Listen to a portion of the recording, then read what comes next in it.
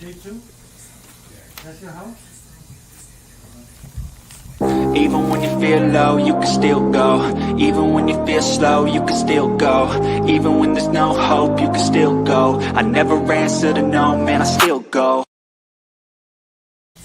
Live on my YouTube channel, this is Rich Mancuso. As always, this Thursday night, Keep It in the Ring, February 19, 2026. Welcome in, everyone. Like, comment, and subscribe to my channel, along with Streampunk Entertainment and TD Sports Talk with Tommy D, my co-host, colleague, producer. He will be with me in a moment. And we have a lot to do. The boxing calendar scrolled at the bottom of the screen as always. My friends, do look at it. A lot of boxing coming up in the next few weeks, as you know. And also my social media handles, xring786, facebook.com, Rich Mancuso. Like the Keep It in the Ring page on Facebook, and latinosports.com is where you read most of my content. So log into that as well.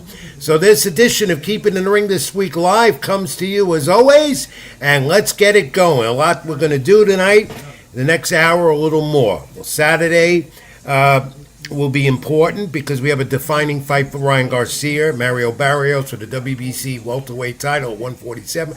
We'll get to that. We'll analyze it, break it down. Tysonfury, he's in the headlines again. His next fight is set on the comeback in April. We'll get into that. Zuffa Boxing, Dana White, Oscar De La Hoya, the war outside of the ring with these three. We'll get to all of that as well and break it down. So there's a lot of boxing news and fights that have been made. We'll get over and talk about that. WWE will come up also. WrestleMania season. Who is the masked man? Still, we got to get to that matter, don't we? Also, the WrestleMania card looks like some of those matches are being planted in stone, as they say. Nostalgia fact of the week. Let's get to it.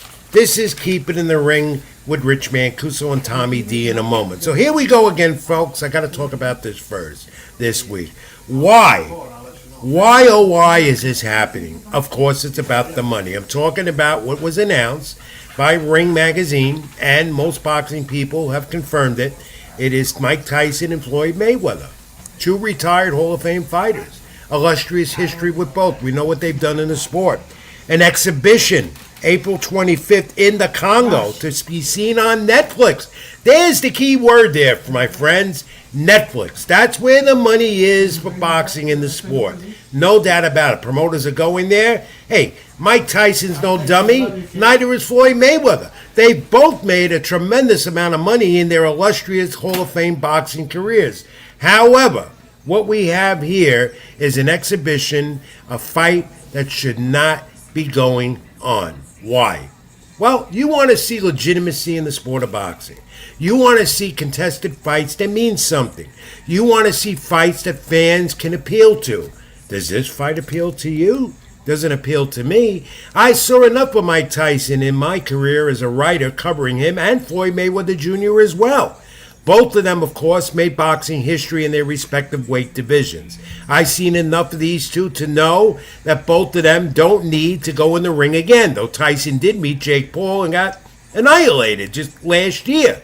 Mayweather obviously is surmounted in headlines about having financial issues. That's the talk. And you put it all together, Mike Tyson doesn't have the money he used to have.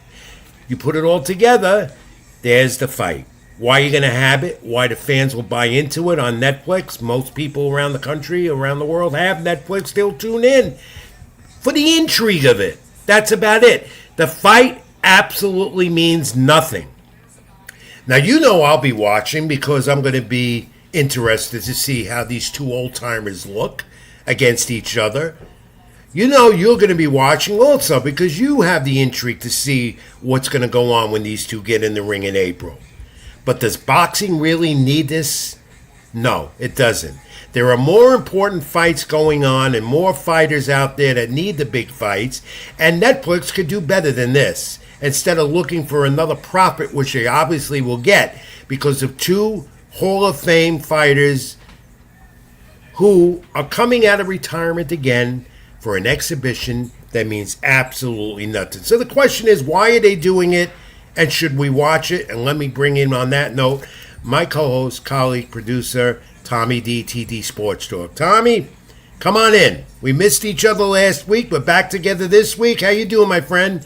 I'm doing well, man. How's Bo- everything with you, Rich? Well, I'm feeling a little better. I've been under the weather, but I'm feeling a little better. And of course, congratulations, belated again, on your Seattle Seahawks winning the Super Bowl championship.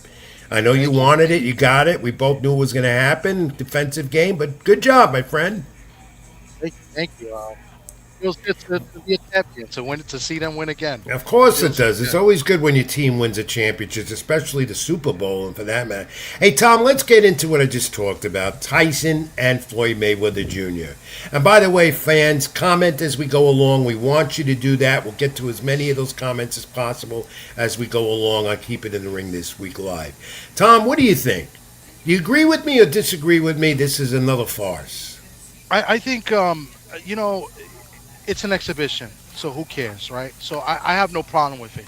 If it was something that mattered or something that counted, like when Pacquiao fought Barrios, that counted, that was for a title, then I have a problem with it. But this is just an exhibition. It doesn't count. It doesn't matter. It might be scripted to a sense. There might be special rules. Who knows? I mean, to me, it's a joke. But you know what? If people are going to pay and watch it or sub to Netflix or pay attention, that's on them. I don't know if I'm interested in seeing it. You know what I'm saying? Well, So you wouldn't be interested just to be intrigued about it at all? no, it does nothing for me. It Well, doesn't what prove about on the something. end? What about boxing fans who knew how Tyson, who knew Mayweather, watched him throughout their illustrious careers, and boxing fans in general? Do you think they'll tune in? Well, there'll probably be an undercard underneath it, obviously. But do you think the regular boxing fan If is the going undercard to is good, grab this? if the undercard is good, maybe people will watch it for the undercard. I believe wasn't Amanda and Katie Till in the undercard of the Tyson Paul fight? I think. Yes, So I yes, it mean, maybe was. they'll watch it. But if you're a boxing fan, if you're bored, then I can understand. If you have something better to do, then I don't think this is a fight that anybody really that's really going to be interested in. To be honest. No, it means absolutely nothing. It's an exhibition. The only thing it means is money for these two. And for Netflix, of course. They'll Yeah. get some more subscribers and they'll make more money. That's what it's all about. Absolutely nothing. And my final word on it until is a dark eye for the sport because it doesn't help the sport when you have to look at an exhibition with these two famed Hall of Famers who did so much for the sport at the time they were both active. And now, at their age as well, past, what's the use? Just an exhibition. You might as well make it a pro wrestling Yeah. encounter. That's all scripted. All right, let's move on, Tom, because now we get to the real business. Because we have a big fight card this weekend on the Zone. Pay per view. We're talking about Ryan Garcia and Mario Barrios. Garcia looking in this 12 rounder to take Barrios's WBC welterweight title at 147. Now, this is an interesting fight. But before they get in the ring, the 27-year-old Garcia, with no title, by the way, looking for his first to say that he is indeed what he says, one of the best fighters of all time. 27-year-old Garcia says he's now planning to grab as many titles as I can complete complete the picture of a career that to many is very incomplete. And, you know, he and Shakur Stevenson, they've been talking about getting in the ring together. It's always talking for Ryan Garcia, but now it's time to win. After that loss to Wally Romero last May in Times Square, the questions again about Ryan Garcia. Will he ever be Ryan Garcia? But many are saying he's more focused than ever. He looks a little drained, Tom. But it's interesting. Barrios has his former trainer, Joe Goosen. That's another storyline in here, as Garcia's father is now in his corner. But, this Ryan Garcia doesn't get a world title Saturday. He's still nothing to many in boxing. Do you agree? I agree. If he cannot get the title this Saturday, which, you know what, I don't think it's going to be as easy as some people think. I think, at first when they made this fight, I thought this was kind of like, they were rolling out the red carpet to give this kid, another opportunity that he doesn't deserve to win a title, and it's set in stone for him to win.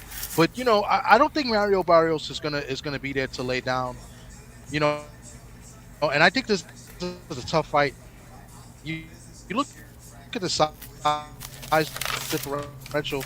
Barrios is and Barrios, it's not one to like go in and beat your lights out. He's there, he's got to land something and try to finish you. And then Barrios is going to be a tough out. I see this going to be an exciting fight for the fans, the eyes. They're going to go at it. It's going to be kind of like a brawl. Nothing technical in this fight. And I don't know. I think Barrios can beat Brian and kind of get rid of him. Well, we got the picture there, the image of him and Shakur Stevenson, because that popped up on social media this week. And they're going at it even before Garcia gets in the ring with Barrios, which is interesting. Always talking now. It's time after losing to Wally Romero on Times Square last year. That's what's coming out. These two apparently want to eventually face each other, but it's all up to Ryan Garcia doing his job Saturday night in Las Vegas. I believe it's at the MGM Grand Arena. Barrios, talk about him. 29-2, 18 KOs. His draw with Manny Pacquiao and Abel Ramos, both of those were controversial fights. One of 3 fighters in boxing history to have consecutive draws in championship fights. Barrios is much taller. Well, not that much taller, but he is taller. He fights inside. Garcia from the outside. But Garcia might push Barrios harder in this one with that left. Remember, Ryan Garcia still has a good left to his repertoire. That's all he has. That's it. And remember, he has nothing else. Remember, though, in the Gervonta Davis fight, they made an awful lot of money. The body shot stopped him, so he might be susceptible to that. But Garcia looks strained, making weight. I watched the press conference today, the final presser just over about an hour ago, and the weigh-in is tomorrow. He looks strained. He's been doing a lot of social media outside of this fight with other things to distract everyone about what he's been doing. You saw him training, but not as much as his social media with all these influencers and stuff. That, of course, he's a phenom with that, Ryan Garcia. Yeah. Listen, what told me that he was going to be drained and he didn't look too good? I saw a picture of him because Johnny Boy, our guy Johnny Boy's out there in Vegas, and he took a picture with Ryan. I guess he's there. He got a chance to talk to him. And if you look at the picture with him and Ryan did not look good. No, he looked strange. It almost looked like Johnny Boy was holding him up a little bit to take that picture. So it comes down to this, in the Romero fight, remember, that was terrible for Ryan Garcia on his comeback with all his controversy behind his career, the missing the weight, the PED involvement, the suspension. The Romero fight, remember, combined the two fighters' lowest punch outputs according to CompuBox last May in a 12-round fight. 123 punches landed out of 490 thrown. I don't know if we'll see that in this one, because I think Barrios is much more trained to punch and land punches. And I could see Barrios winning this fight. Maybe go down to the decision. I do not see Ryan Garcia stopping Mario Barrios. And Barrios will finally get over that 2 consecutive draw controversial decisions. So are you picking Mario Barrios to win this fight? I am. Yeah. You are picking. Okay. 903 Boxing says, I don't think Barrios is going to lay down, but he got a lot of miles on him. That is true. Barrios has a lot of miles on him. He's been in some wars, especially the last 2 fights. The Pacquiao fight, I thought he held back a little bit, but before that against Ramos, that was, a bit of a war. So, yeah, I can see that, but I don't know. Something about Ryan, the way he looks, I think Barrios is going to win. I'm picking Barrios to win this fight as well. Yeah, I do. And when you shift, this is a good undercard as well on the Zone Saturday night. Hakora, his visa was finally issued. There was talk that he might make the fight. That was solved.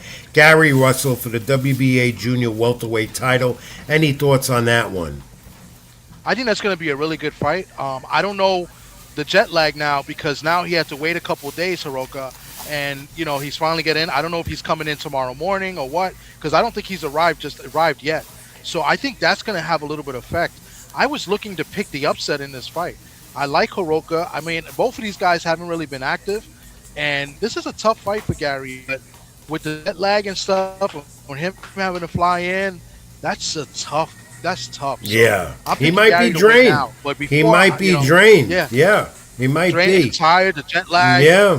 So There was a lot of talk the fight might not go off because of the visa issue, but it's been solved. And the long-awaited Richardson Hitchens Oscar Durate fight. I look forward to that. Hitchens, the IBF Junior welterweight title, looking to unify possibly that division at 140. Shakur Stevenson has the WBO belt. Russell, the WBA belt, and Dalton Smith, WBC belt. Tom, I like this. It's been anticipated, and now we have it. This is a good fight. I think this is a good test for Hitchens. Um, this is a typical, good, skilled, athletic fighter against a straightforward, come to fight, Mexican puncher, and usually the athletic, the great boxer, the great technical fighter usually wins most of the time. I expect Hitchens to perform great. I expect Hitchens to maybe stop Duarte. A lot of people don't see this, but I think Hitchens is going to stop Duarte.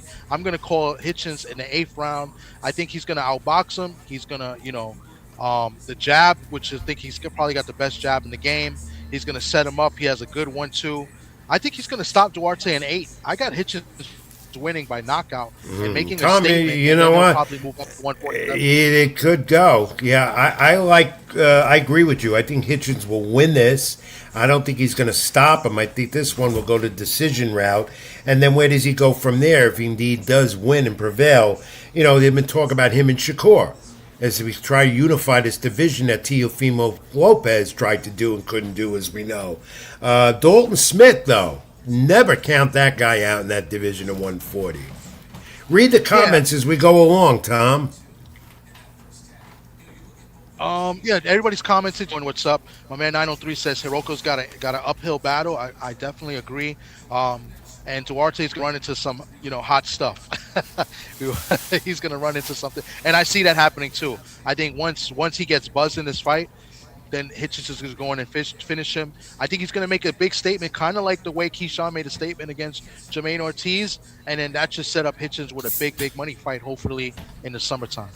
And we look forward to that on the card before Garcia and Barrios get in the ring Saturday night on the Zone from Las Vegas. Of course, that's the fight people are looking forward to seeing as well. And will Ryan Garcia get his first title to finally make a statement that he's a champion? We'll see. All right, also on the weekend coming up Saturday, after their first controversial fight 2 years ago, on the Zone in Nottingham, England, it'll be George Warrington and Leigh Wood, junior lightweights, two popular fighters from the UK, and there are a lot of them right now, from Nottingham. Warrington leads, and this, Warrington and Lee, this is a good fight, Tom. It's not for a title, but a good one. A former two-time champ is Warrington, and Wood defended the WBA featherweight title against Warrington in Shepard then in October of 2023. And, of course, the loser of this fight could retire. That's been coming out of, that's been the storyline out of this one. But that's a good one on the Zone as well this weekend before you get into Garcia Barrios. It's earlier in the day from the UK here on the East Coast. But the heavyweight division, that's a good one, right? That's a good one. That's a rematch. The first fight was an exciting fight. If you like bar brawls and go have a few beers and go in and throw punches, this is the fight to watch. Warrington was winning that fight. I think he hurt Lee Wood early. I think Wood had a cut in that fight, and Wood got a spectacular knockout to finish him. Later in the fight, that was a real good fun fight, and I think we're gonna get another good fun fight again. Both guys are chinny, so I think it's not going the full distance. And there'll be a lot of rooting interest there in Nottingham on Saturday. Again, you catch that earlier in the day on the Zone. I don't know the exact time. And then you shift over, and then you're watching Garcia and Barrios in that great undercard. All right, but the heavyweight division, always interesting, becoming more interesting again, because the guy I said that retired and would unretire surely did. It's now official. They had the press conference. Tyson Fury's return is against Madurov. Saturday, March 11th, and here we go, on Netflix. It's Fury. When Fury was asked, why are you coming back? I know that's not in March, Tom. It's in April, isn't it? Did I say March? April. It's April 11th. Yeah. April Fury 11th. was. Yeah. That's Fury Saturday. on Netflix. Fury was asked Yeah, why are you coming back? No, our guys. Everyone after.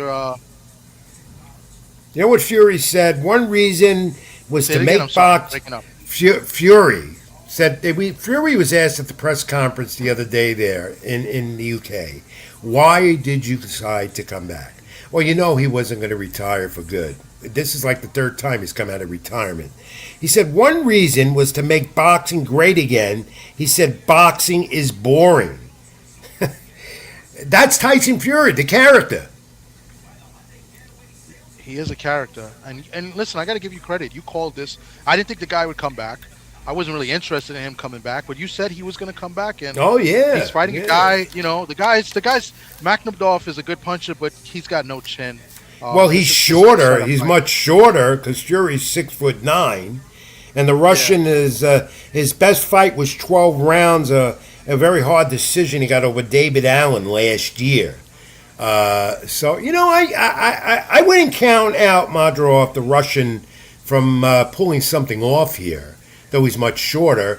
But you never know what you're going to get from Tyson Fury. You know, he's got the power. That's just it. You know. I mean, he's tall, he's rangy, but I just don't like Makhmudov. I think he's been exposed a few times. He's got no chin. I think once Fury lands something good, then the guy's going to go down. So. And then we look to see if Fury does indeed win this. Where does he stand in this heavyweight division again? I mean, Usyk, I don't know if wants to fight him again, assuming Usyk's still the champion. There are fights out there he can have. But first, we got to wait and see what happens in April if Tyson Fury indeed gets his comeback win the third time. All right, and the heavyweight division, still a topic. A lot of it this week. Fabio Wardley and Daniel Dubois, Saturday, May 9th, and that's going to be on the Zone in Manchester. And notice a lot of these big heavyweight fights are taking place in the UK. Wardley's first title defense, WBO heavyweight championship, Dubois, the former IBF champ. Both of these fighters punch well, powerful. It's going to be a British showdown. Combined, these two fighters have a 90% knockout rate. So that's why I look for a good one here come in the UK when these two get in the ring for a title, for a heavyweight title. And hopefully maybe one day again we'll have a unified heavyweight champion. But boxing never seems to get that right. Yeah, this is like another opportunity for Dubois after losing to Usyk and then throwing that party the night before or a couple days before and just totally looked terrible against Usyk in that rematch. And I think Wardley's there to make a statement. I think Wardley's going to go in there. I wouldn't be surprised if Wardley takes Dubois out in 3 or less. I think this is a fight that Wardley makes a statement and he stops Dubois in devastating fashion. Well, I think in see, like 3 or less. how they were advertising it on the poster, don't blink. And that's because both of them have power and that 90% knockout ratio combined between the two. So I'm looking forward to that heavyweight fight and see where that goes in a division right now that could be up for grabs, especially if Usyk decides that that's enough. So the Dana White circus continues, or the controversy with Oscar De La Hoya and Eddie Hearn. We'll get into that. But Oscar De La Hoya's got his own problems. There's talk about foreclosure of his business, Golden Boy Promotions. And there's the talk about him and Virgil Ortiz. Ortiz won his first battle in court. Oscar says he has no animosity with Virgil Ortiz, whether he leaves him or not, but he's still under contract, and that's the way it'll be. De La Hoya says the fight will go on. Ortiz and Boots will go on at some point in the next few months. It'll be made. That remains to be seen. Okay? But also look at Golden Boy does not have an extension from the Zone streaming network, though Oscar says they have an agreement in place. There's been a legal battle, though, with Virgil Ortiz Jr. and Oscar De La Hoya and Ortiz's attorney. Oscar again says this fight will happen. We've been hearing this. Ortiz wants to get away from him. This is very interesting, Tom. Your thoughts?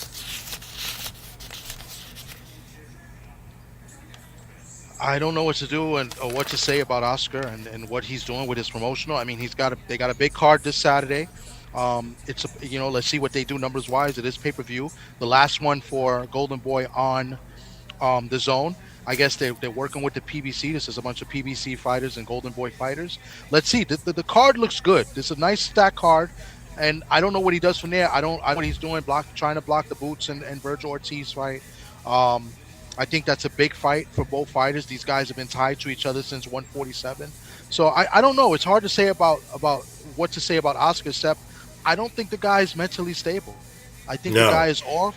I think he has No, issues. that's where we're getting into Dana White saying about him as well. They're at it. Dana White responded also to Eddie Hearn's Zuffa belt, saying that it's cringe comments. First of all, Oscar has his clapback Thursday. Dana White says he's a fool doing that. There's been a lot on social media back and forth, and not very nice with all these guys, the three of them. The promotional war out of the ring, as I say. Dana is and Eddie Hearn are going at it. A cringe belt. Zuffa Boxing is here. Whether they have 1,000 people or 500 at the Apex in Las Vegas, and we'll get into that the latest show and what's coming ahead. And also, it looks amateurish right now. Dana White says, talk to me about it by the end of the year to see where we're at. There's a lot, maybe jealousy here that Dana is going in a different direction with the sport, with Zuffa Boxing. But the way Dana just badmouths Eddie Hearn, and the way Oscar gets involved in it with Dana White as well, you got a feeling that Oscar De La Hoya and Eddie Hearn, who work together well many times, they have it in for Dana White because of what he's doing. But let's examine this a little more. Because Zuffa had another Paramount Plus production on Sunday night. The heavyweights, Efa Ajabi, he dropped Charles Martin with the right hand, 111 of the fourth round. Ajabi now 21-1, 15 knockouts. Heavyweight division, he's a force to be reckoned with. Dana White has him under contract. And of course, Dana White next week also has Sunday, March 8th, in 2 weeks, is the next production from the Apex. And that's going to be the Cruiserweight title up for grab. And it's another story here with Jai Opatai and Brandon Glanton at the Apex, where De La Hoya said, who's Glanton? Eddie Hearn says, who's Glanton? Opatai, we know, is going to be fighting first time for a Zuffa title and the ring belt. They're aligned also with the Turk guy. Okay? The Apex is their home. Tom, here's the thing here, too. Dana White said they're having their own division, and we're going to get into those division belts. Opatai Glanton, the Cruiserweight title. Now, look at this, because Dana White says we're different, and we're going to be different, and here's why. One of the reasons, again, 8 weight divisions, not recognizing 168, 154, 140, 130, 122, 115, 112, 108, and 105. All right? So he's not recognizing all the divisions. The Zuffa title is going to be recognized. Yet Opatai is fighting to defend a title and wants to unify the Cruiserweight division. He wants all the belts. Yet Dana White's original concept here was, it's our title. We're not recognizing the other sanctioning organizations. That kind of goes against his word. Is this working in the early stages for Dana White and Zuffa? Does the war continue with Eddie Hearn and Dana White? Will they ever work together? Your thoughts? I don't know. I think time will tell. I think Dana's kind of like switching up a little bit. But at the end of the day, right? I mean, we got to see what happens. These last 2 Zuffa cards have been pretty good. I mean, yeah, they're not packing up the crowds. It's a small little arena, but the fights that they put on, the last 2 events, like the first event was kind of, they only had one good fight, but the last 2 events have been great. That main event, the heavyweights with Ajagba and Martin, that was a good fight. Martin looked good those first 2 rounds. He did until Ajagba caught him, right? There was another card. It was an upset. Abel Mejia, he lost against Joe Benito.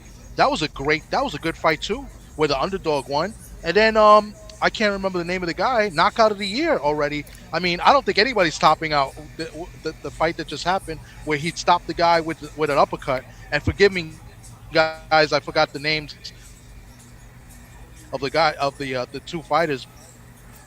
But I mean, that uppercut was ridiculous. So I mean, the two super cards that Dana White They've has been good. promoted, the They've last been two good. have been phenomenal.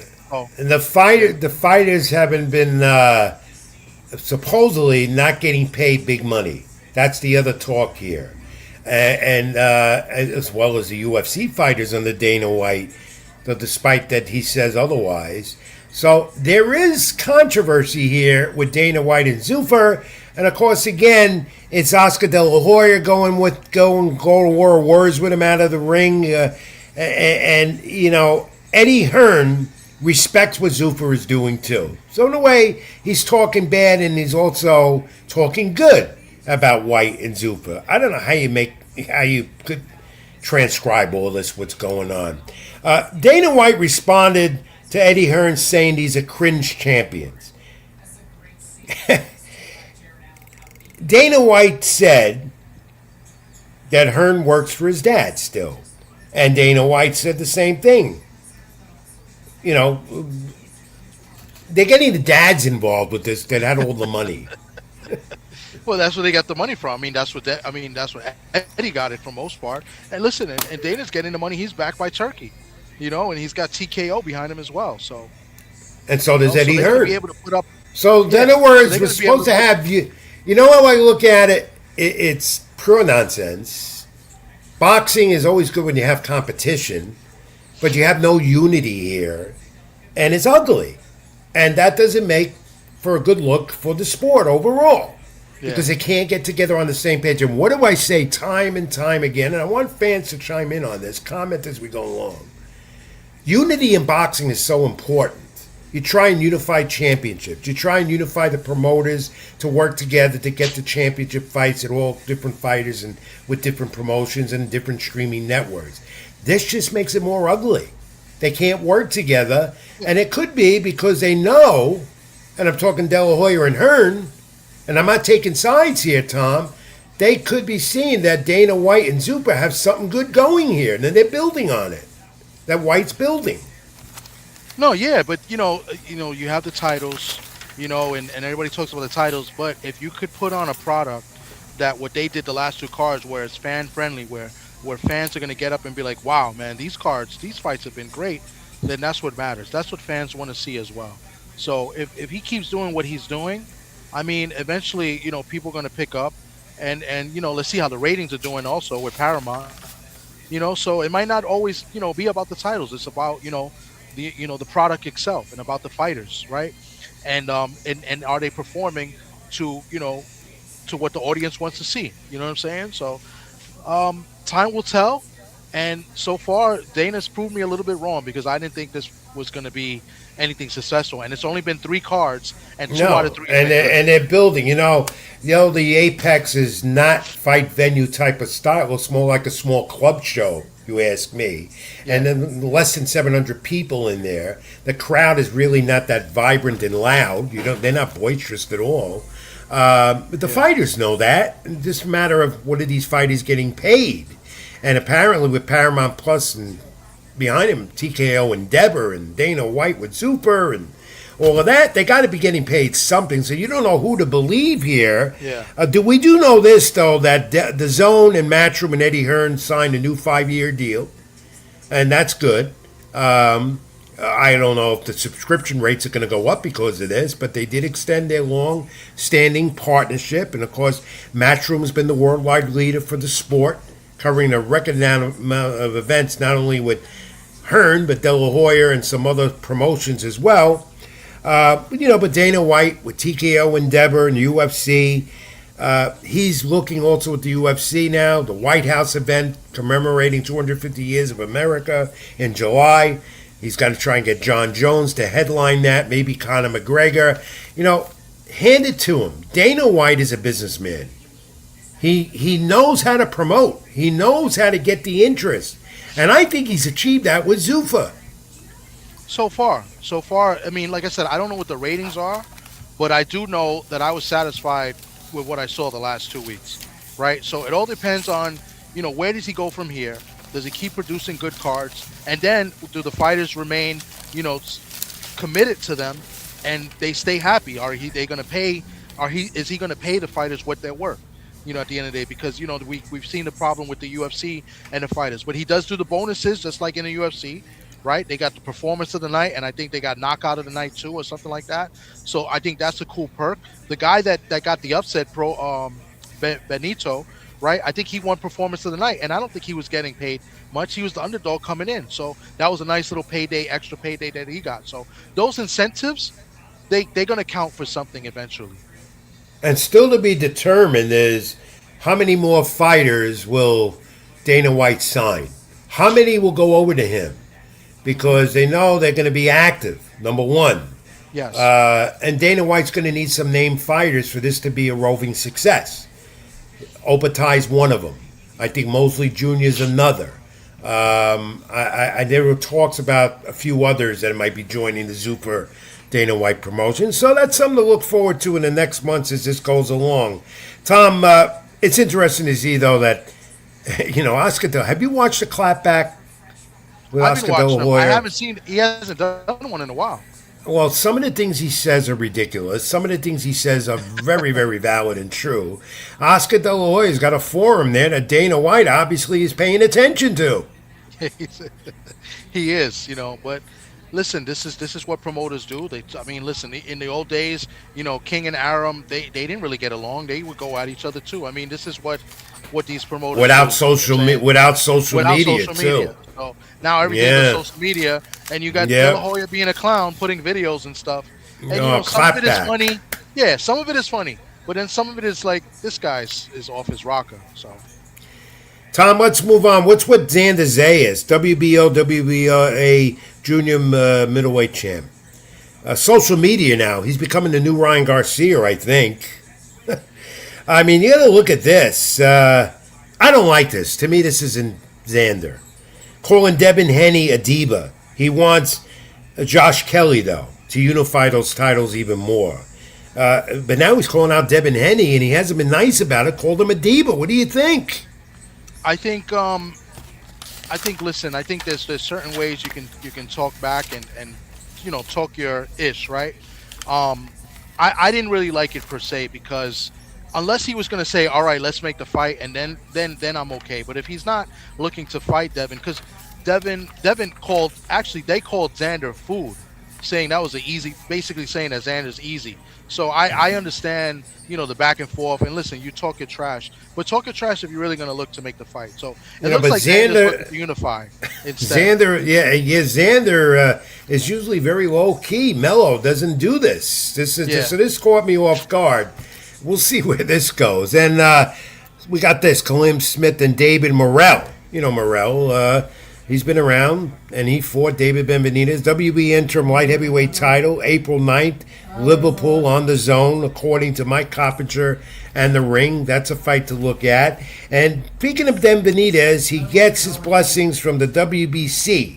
He can hold his light heavyweight title as he goes after the cruiserweight title of Zudo Ramirez. Benavidez says after the Ramirez fight, back to light heavyweight, he's eyeing either Bivol or Benavides. Kudos to the WBC not going against Benavidez on this one. I like this move.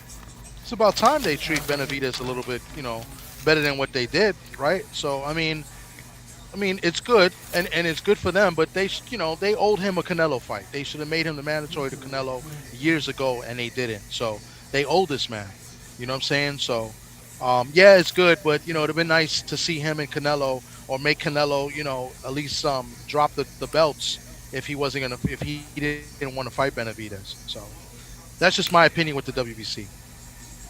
We'll talk more. Trying to get Maurice Solimine on the program. We're trying to line him up in the next week or two to clarify a lot with the WBC, including stripping Shakur Stevenson of his title at lightweight title. Because he went to fight at 140, that whole mess a few weeks ago in New York at Madison Square Garden with Teofimo Lopez. How about Errol Spence? He doesn't like me, by the way. I just want you to know that. Well, he likes me. Okay, so you can talk to him. Despite what I write negative about him, he still likes me. Okay. Tom, how can no one like you? How can someone say they don't like you? He kicked me and Pedro off of WBC TV. That's all I'm going to tell you. Oh, okay. Well, that's never happened to me. Well, that's boxing. All right. Errol Spence, what do you think of this? He hasn't fought since July 2023, the loss to Terrence Crawford to unify and become undisputed at 147. Had a lot of trouble after that. Car accidents, almost lost his life. He says he's coming back. We haven't seen him since 23. According to the Ring magazine, his next opponent will be Tszyu. We don't have a date on that, but strong talk, Errol Spence will be back. Will he be the same? That's to be determined, you know? And Arnold Barbosa Jr. and Kenneth Sims say March 14th, Honda Civic Center, Anaheim on the Zone. That fight set for March 14th. Barbosa Jr., of course, Teofimo Lopez defeated him last May in New York in Times Square, which became the highlight fiasco card fight of the night in Times Square. And then Manny Pacquiao again.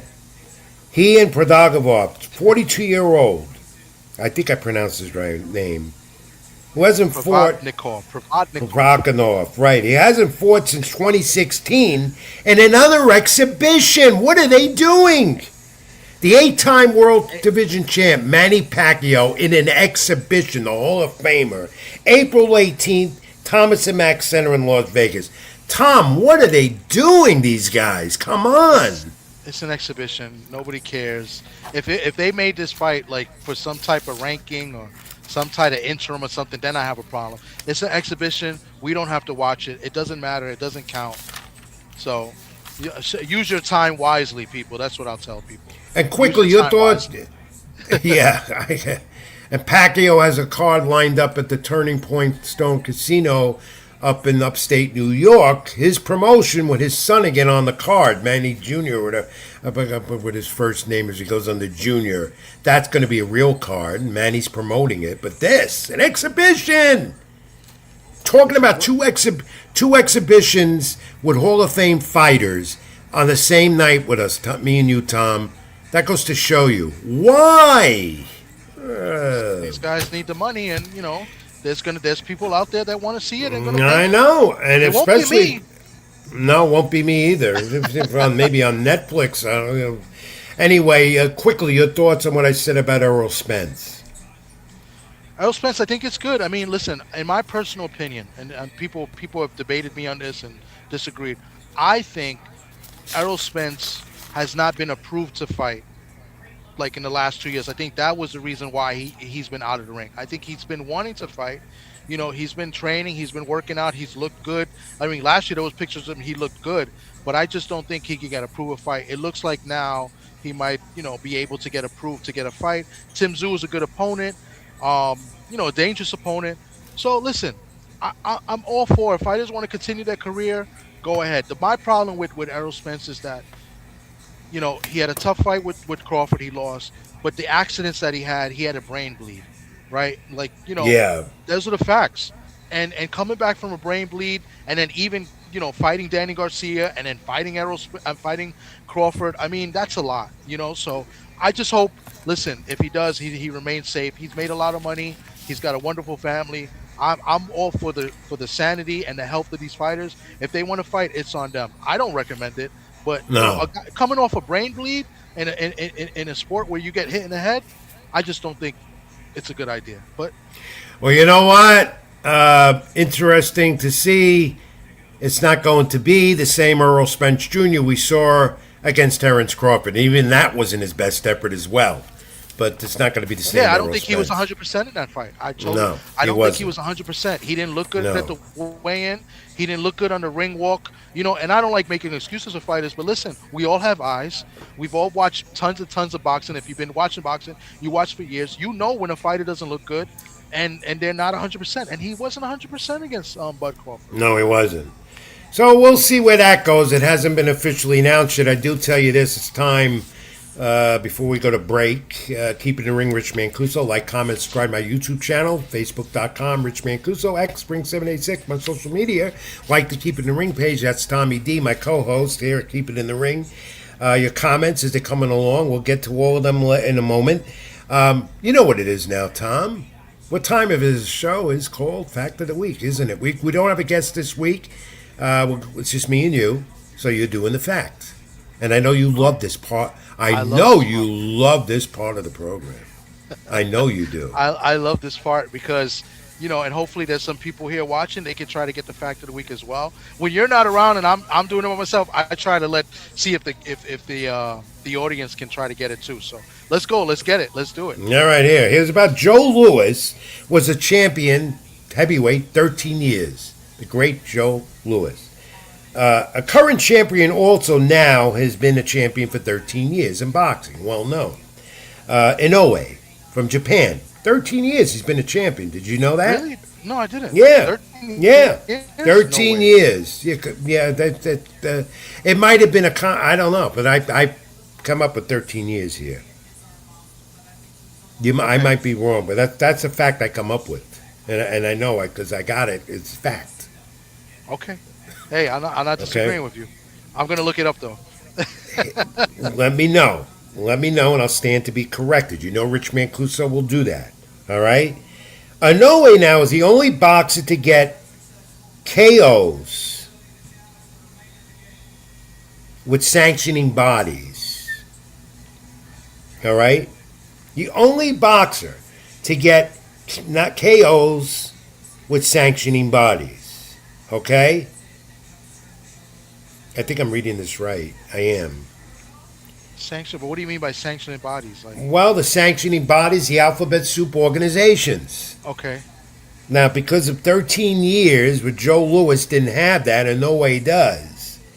He's got knockouts in 4 sanctioning bodies. Okay?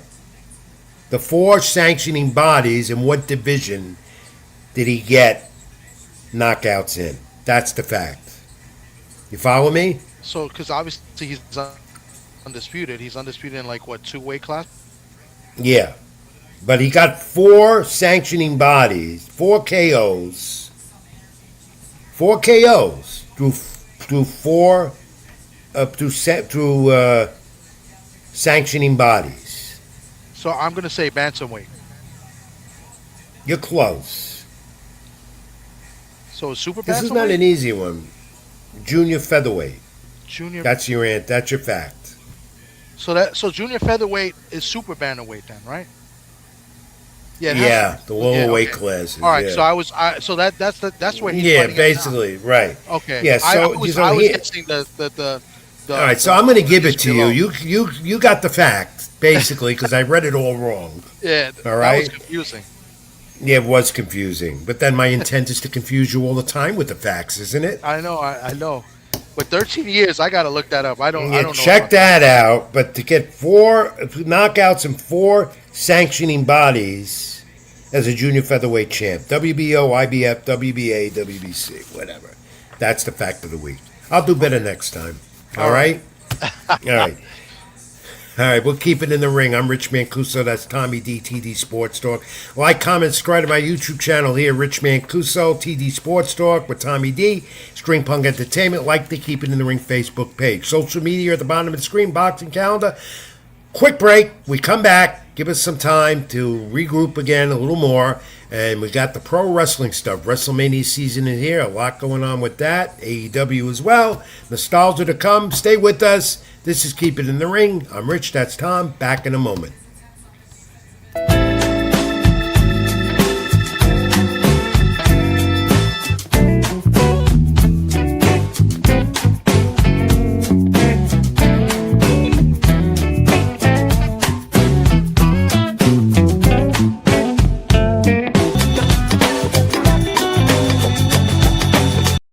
Petwell Clinic was built with busy pet parents like you in mind, providing walk-in preventative vet care, treatment for minor ailments, and chronic condition management.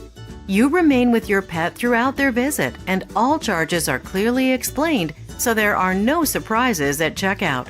Just walk in to our Paramus, Greenbrook, or Union locations, or visit us at petwellclinic.com for more information.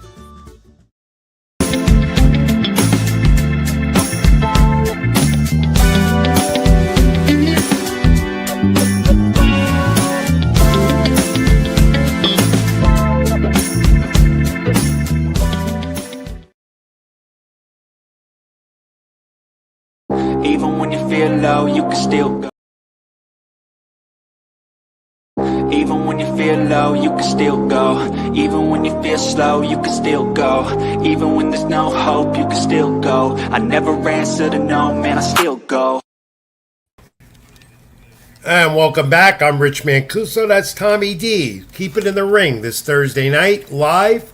YouTube channel. Like, comment, and subscribe to Rich Mancuso, Tommy D's TD Sports Talk, and Spring Punk Entertainment. Facebook page. Like that as well. Keep it in the ring. All right. Moving on, Tom. Ready for the pro wrestling? A lot of that as we keep it in the ring.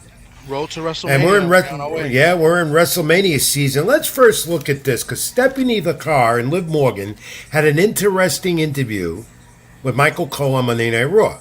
And then it was translated because she spoke all in Spanish, a.k.a. Bad Bunny, you know. But we have the yeah, that's what it is. I had no idea what she was saying because I know a little Spanish, but not like that, which I thought they shouldn't have done that. But that's part of the angle. Dom was translating very low. And why did Liv Morgan cry? Because they're going to wrestle they're going to go, Vacar is defending her title against Morgan, I think in the Chamber, Elimination Chamber, coming up a week from Saturday on ESPN as their PAL. This is a translation. It's now clear. Vacar didn't just challenge Morgan for WrestleMania. She questioned her toughness, her independence, and her entire journey to the top. And that caused Liv Morgan to cry. Oh, poor old Liv Morgan, who I can't stand anyway.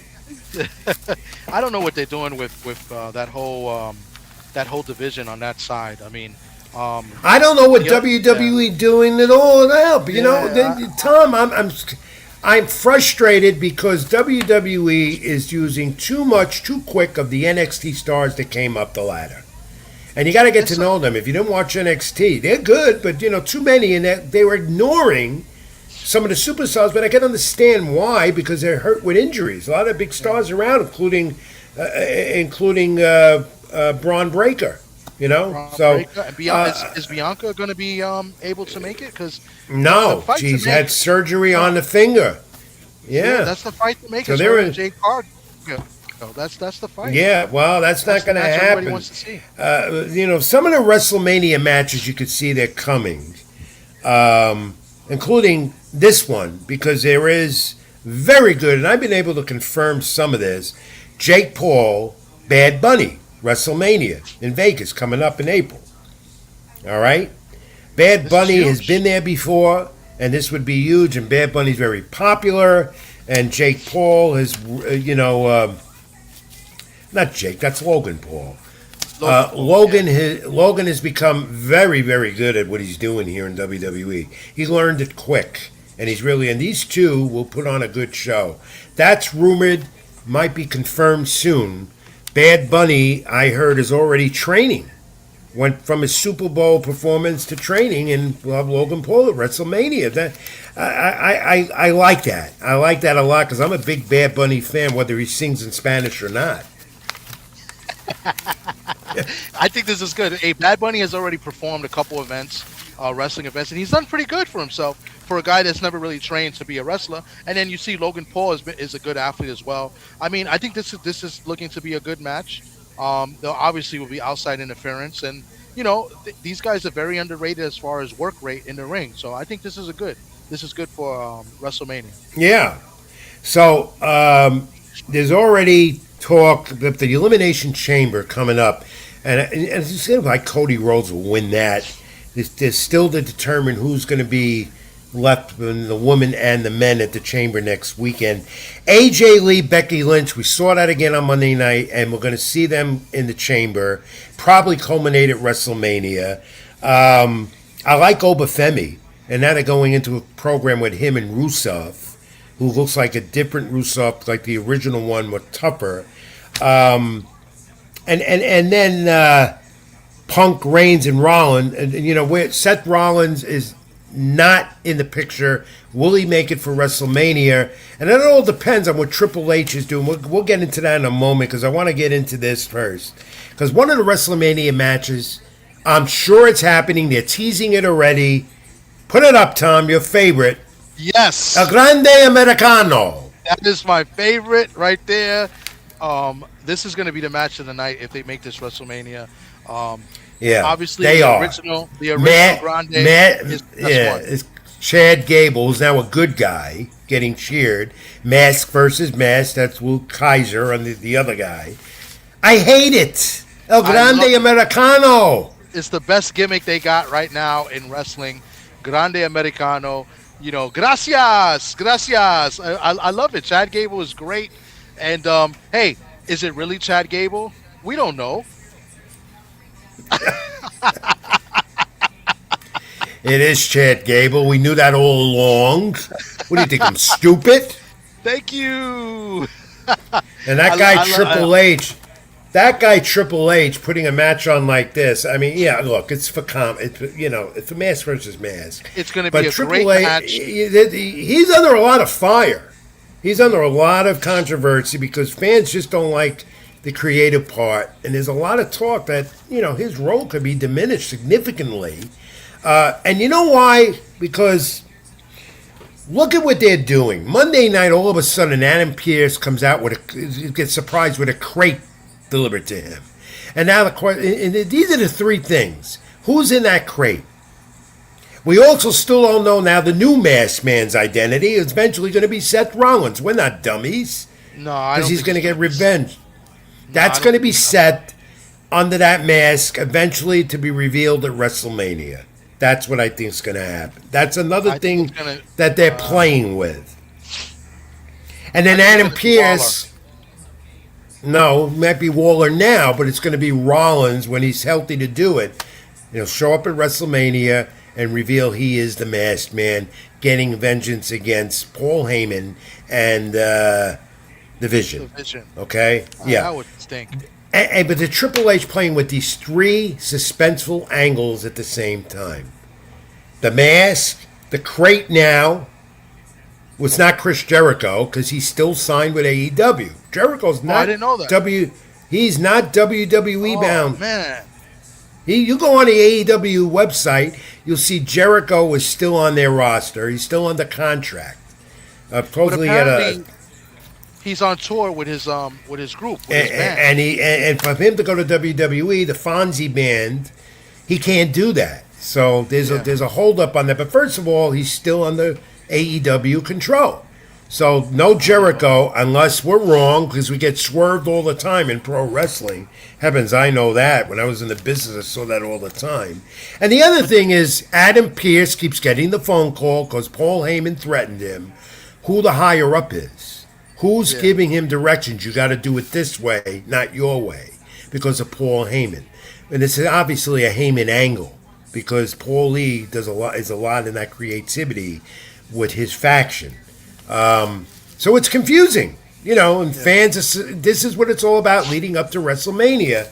I think their product isn't as good as it was, and there's a lot of factors involved with that, even though they're making an awful lot of money and still do because they charge fans extraordinary prices. And WrestleMania ticket sales are significantly down from last year. Allegiant Stadium, Vegas for the 2-night event. Also, Tom, to ward that off, they are telling nearby establishments they cannot have viewing parties for WrestleMania because it's going to affect their ticket sales. That's how bad it is, and I've never heard that before. So there's a lot going on with WWE, but I want to know who's in that crate. I want to know who the masked man is, and I want to know who Adam Pearce is talking to on the phone.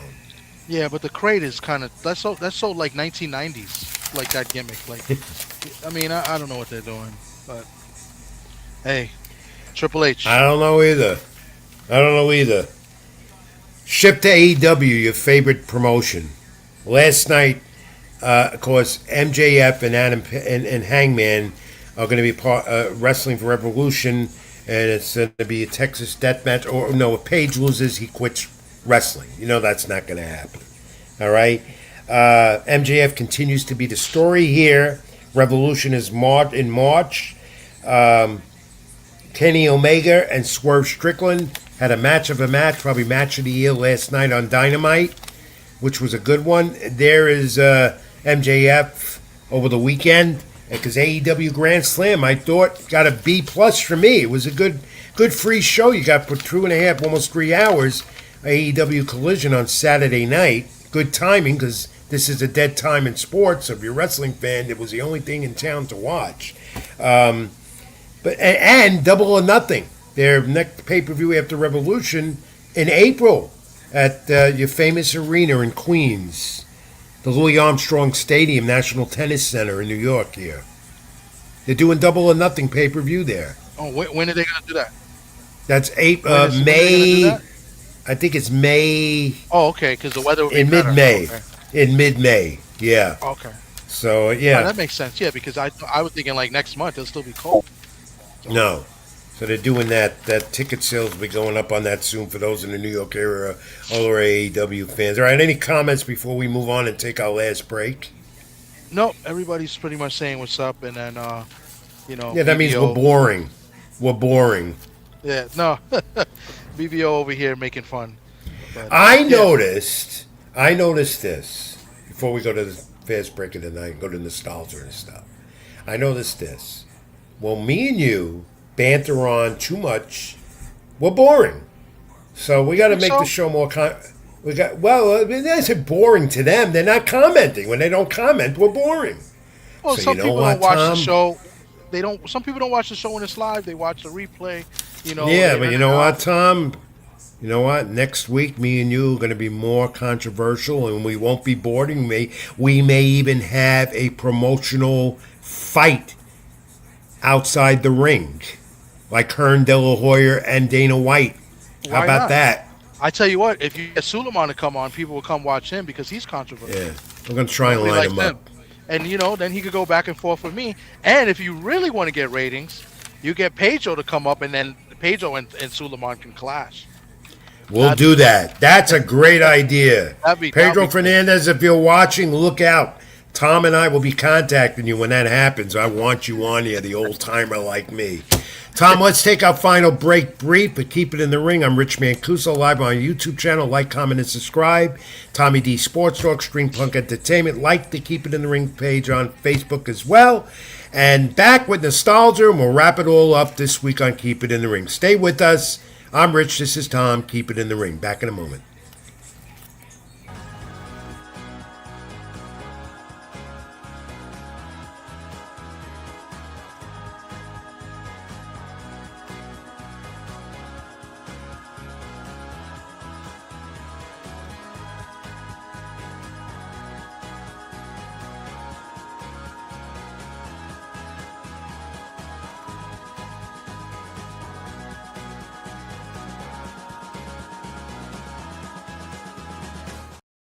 Even when you feel low, you can still go. Even when you feel slow, you can still go. Even when there's no hope, you can still go. I never answer to no, man, I still go. Ah, the pizza commercial. I loved it. That's your favorite one. What do you think I'm going to do when we're off the air tonight? You're going to go get pizza?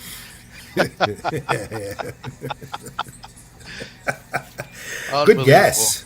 Good guess, but not from them. They're too far away. You doing good, Tom? You look great. I didn't see you last week. Thank you. I'm still in the office, so it's that's why. Much more freedom. Okay. Better air. Yeah. So, yeah. All right. Well, we'll get now, late at night. We'll get you home soon. We're gonna go with nostalgia right now. We do it every week. We enjoy doing this. Hope you do as well. We go to February 19, 2000. Eric Morales defeated Marco Antonio Barrera. Split decision, retaining the WBC Super Bantamweight title. He claimed the WBO championship at the Mandalay Bay in Las Vegas, the first of their trilogy. They fought 3 times, 3 good fights. Mexican rivals, they were. Of course, Morales won the controversial decision after he knocked him down in the 12th round. The 5th round was considered, Tom, the round of the year back then. Also, that was voted fight of the year. Barrera and Morales in February 19, 2000. Many said Barrera won this fight by unanimous decision. It was, though, a technical fight. I remember it well. They fought two more times, June 2002, and it seemed like yesterday, in November 2004. Barrera won both of those fights. But this one went to Eric Morales, and we have a clip of that. So let's roll it, Tom, and talk over a little bit. Okay. This is basically, I just said, let's go to the round. So it was, that, like you said, it was the fight of the year that year, and the fifth round of this fight was awarded the round of the year. So we're going to play round 5 in its entirety, but on mute for copyright purposes. Fair use, YouTube, fair use. Let's take a look, Tom, and comment as we go along. HBO Sports, Mandalay Bay, Morales and Barrera, and Harold Letterman's card, the late Harold Letterman, the fight judge. I didn't cover this, by the way, and I covered so many, but this one I didn't cover. February 19, 2000. First of their 3 fights. First of their 3 fights. Yeah. Unbelievable how time flies. That's why I so let's show this clip. And these are the type of fights you want to see as a fight fan. You saw it back then. 2 of the lighter divisions.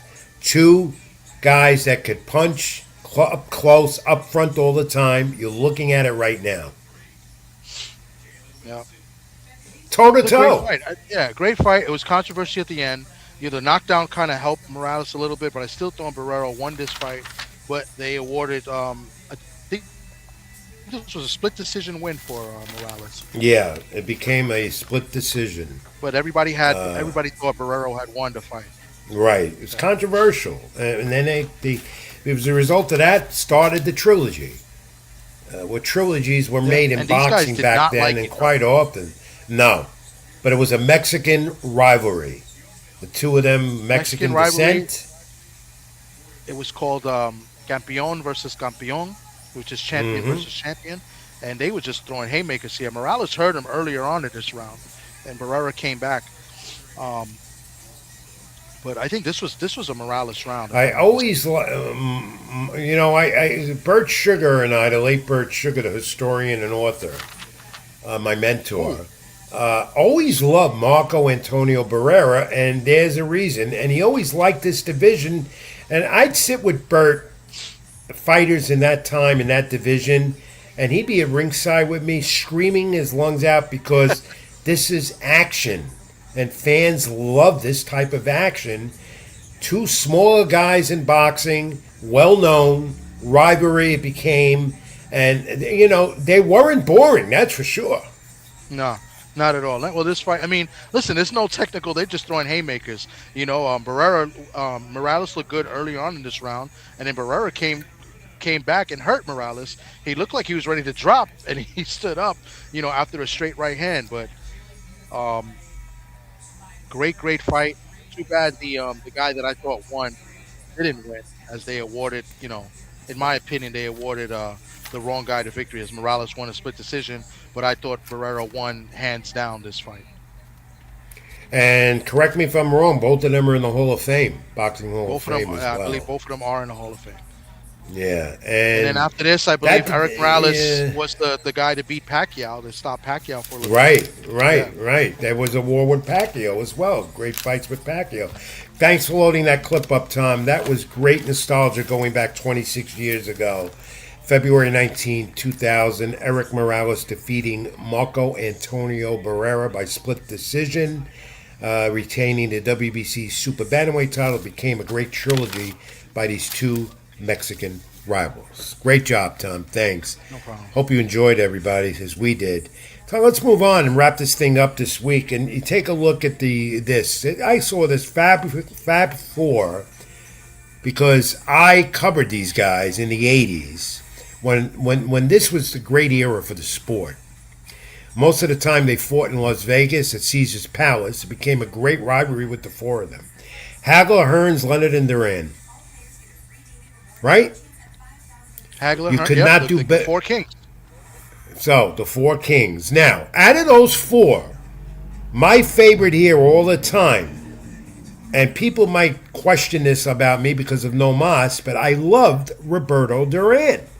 I loved them all, but I loved Duran. What did you weren't around then, were you? No, not really. But I mean, I was still pretty young. But my favorite out of the four was Hagler. I thought Hagler was a beast. Hagler was my Marvelous. favorite. That's why And he I was saw called Marvelous. Hagler. Yeah, yeah. I Of thought course. he beat Sugar Ray. I thought he won the fight. And of course, Duran is always But, going to be yeah, he was my remembered favorite. again. No Mas with Sugar Ray Leonard, but he still was my favorite. I just don't this thing with Roberto Duran, No Mas, the controversy, but my favorite because Roberto Duran was unique, different, especially during that era with the four of them. When that era in the '80s with these four, boxing was on top. Boxing was on top. We had no social media again. You found out about the fights. You watched them on closed circuit TV, which became pay-per-view. And you watched these guys on HBO as well.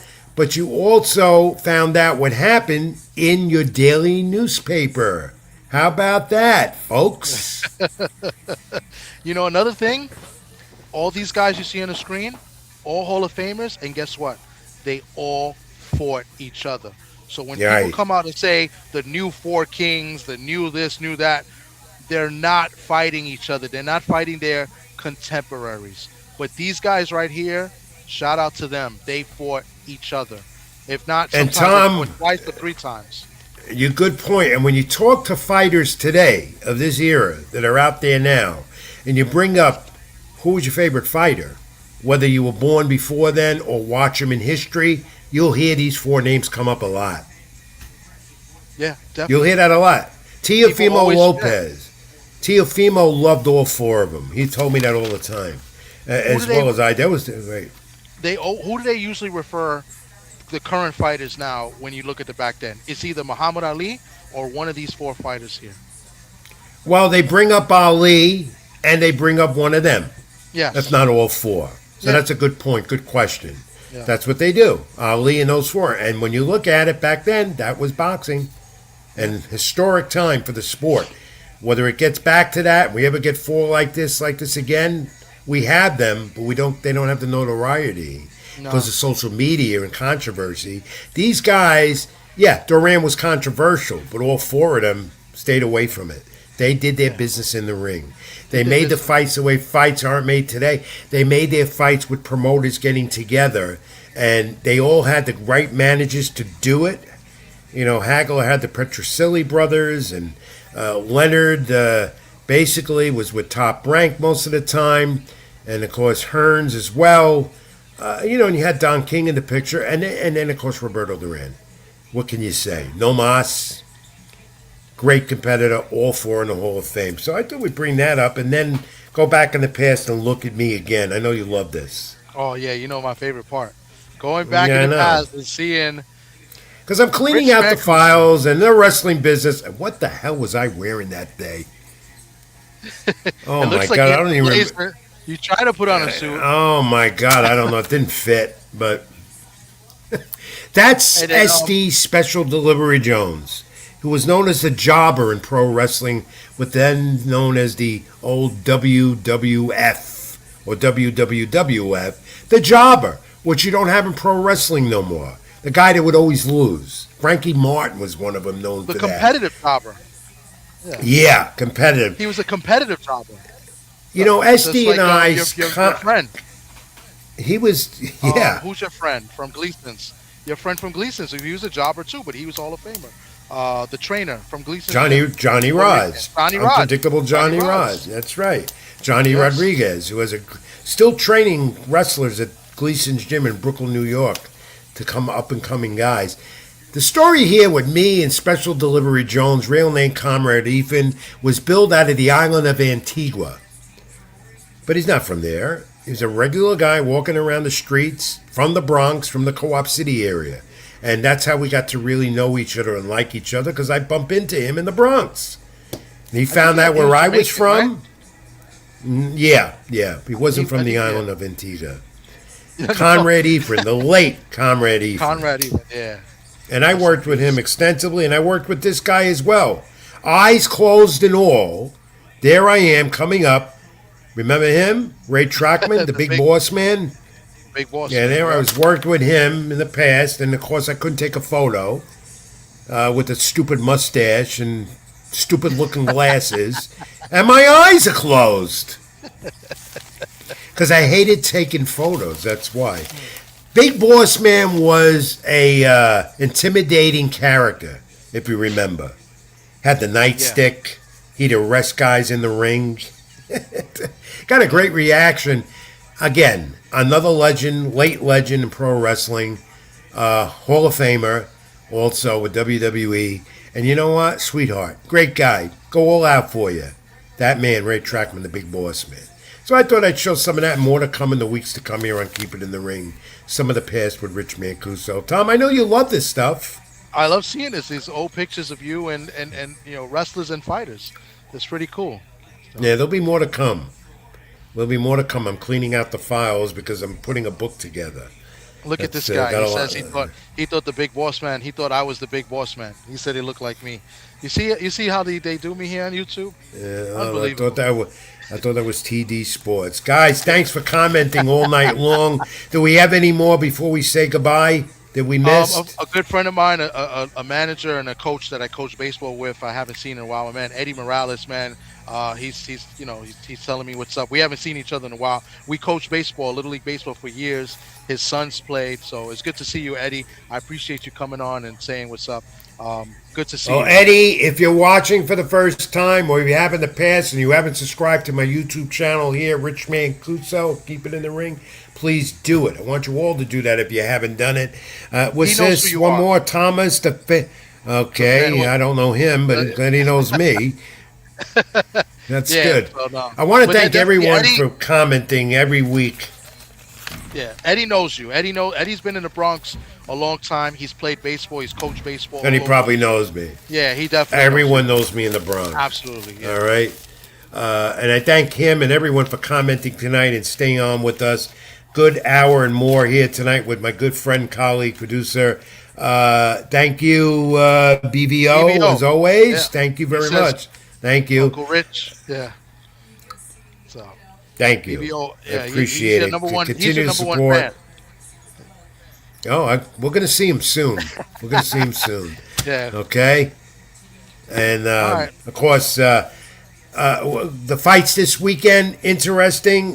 Lee Wood and Warrington, but all eyes on Ryan Garcia. Does he finally get his first world title to shut everyone up?